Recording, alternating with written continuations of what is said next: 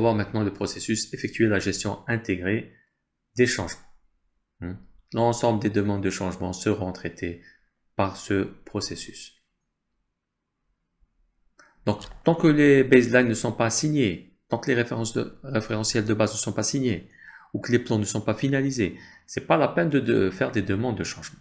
S'ils sont signés et approuvés, là, on est obligé de passer par des demandes de changement. Donc, qu'est-ce qu'on va avoir ressorti? Des demandes de changement approuvées ou rejetées. De toute façon, si elles sont rejetées, on va les inscrire sur le registre des changements. Alors, en sortie, on peut être amené, bien sûr, à modifier n'importe quel composant. Et c'est le journal des changements. On va y inscrire les changements approuvés et les changements rejetés ou des changements en attente. C'est-à-dire que ça nécessite encore plus d'informations. Alors, le processus de gestion du changement, comment ça se passe? Bien sûr, c'est le comité de gestion du changement qui approuve, qui rejette ou qui reporte les changements. Le processus, c'est 1. On évalue l'impact sur tous les domaines. 2. On identifie les options. 3. On obtient l'approbation. 4. Il faut peut-être convaincre le client. Alors, s'il n'y a pas d'impact, on va informer le comité de gestion du changement et le sponsor, puis le client, selon bien sûr, le plan de communication.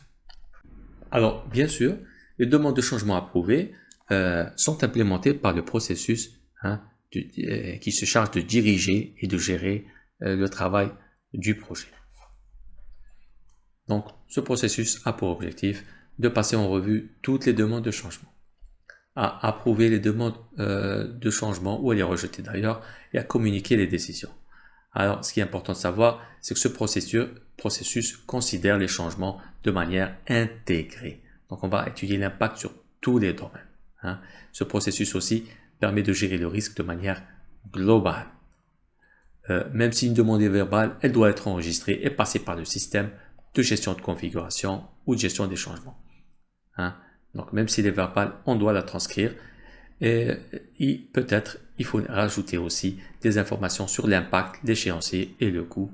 Après, ce sera au comité de gestion des changements de décider.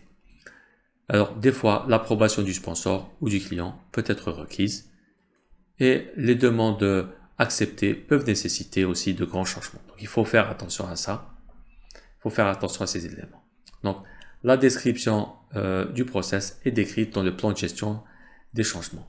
Donc, ce processus va donner en output des demandes de changement approuvées qui vont servir au processus diriger et gérer le travail du projet pour exécuter ça et produire le livrable, pour vérifier en termes de qualité est-ce que la demande de changement répond à la qualité, a été bien exécutée, et à la maîtrise des approvisionnements quand cette demande de changement touche aux approvisionnements.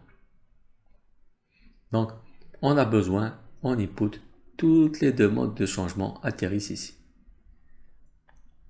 On va aussi étudier les rapports sur la performance pour mieux comprendre le contexte de ces demandes de changement. On aura besoin du plan de gestion de changement, plan de gestion de configuration et des référentiels de base pour décider, et des estimations, des rapports sur les risques et qui doit faire quoi. Alors, on va voir maintenant de quels outils techniques on a besoin. On a besoin d'experts, des différents experts quand le changement touche à certains domaines.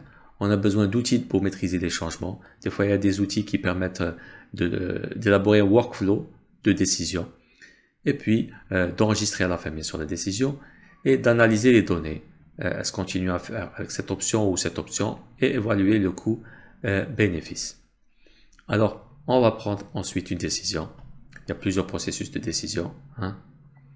Ça peut être par vote, ça peut être autre moyen. Et on peut utiliser une décision multicritère quand c'est compliqué. Tout cela via des réunions. Donc, en résumé, on va avoir des demandes de changement approuvées qui vont aller vers d'autres processus d'exécution et de maîtrise de la qualité.